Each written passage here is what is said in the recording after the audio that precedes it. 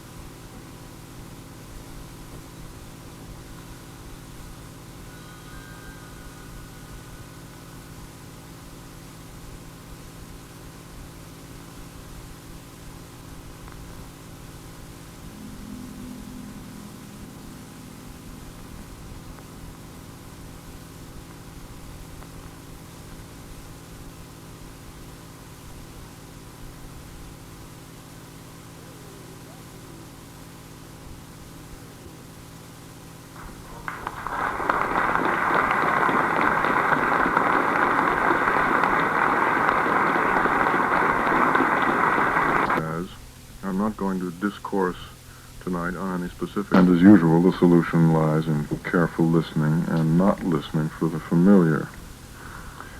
The central figure in these records is Joe Maneri, who is primarily a composer and also a clarinetist and tenor saxophonist. And since he is not well known in jazz circles, I better give some information about him. He began in music as a jazz player, but today most of his creative effort goes to composition, not jazz composition, but contemporary serial or 12-tone composition.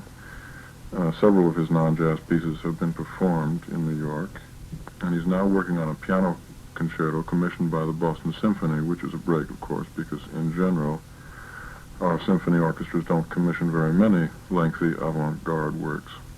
But this music is jazz, jazz of an experimental kind, I suppose, if it has to be categorized. I'm going to play 3 pieces, all of them quite different. The first is called Sophra, which has, in my opinion, better improvising than composition. That is, the improvising is better than the composed parts, which open and close the piece. Now, of these 3 pieces, this one, Sophra, will sound the strangest to those of you who are familiar only with more conventional music. And the strangest thing about it will be the rhythms. The meter is in 7, and the accenting is very free. This is a quartet. Joe Maneri on tenor, with piano, bass, and drums, playing Sophra.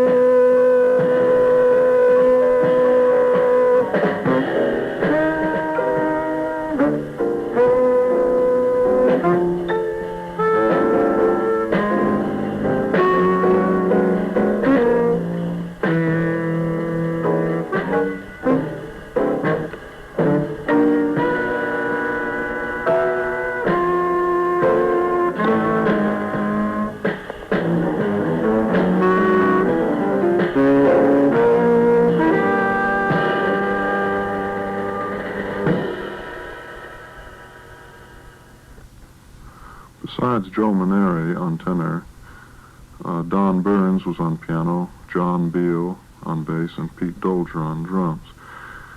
I think the conception of the next two pieces will be clearer if I tell you a bit more about Joe Maneri's career, which for a jazz musician has been unusual in the extreme.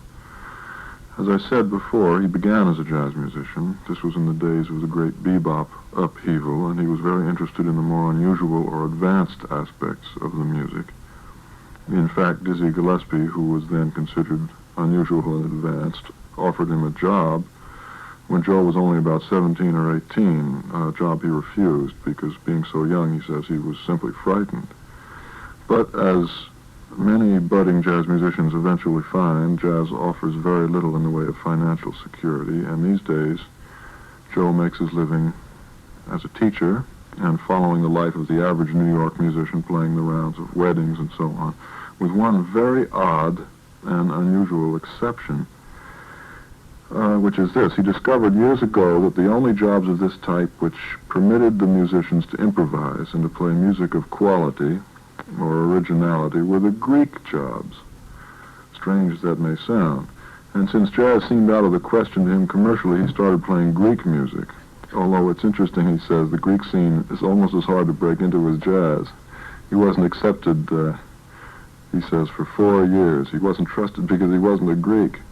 So that problem, it seems, is the same wherever you go. But there is a tradition of Greek dance music in which improvisation is important. And like jazz, rhythm in this music is important, pitch contour is important, changes in timbre are important. These aren't the same as in jazz.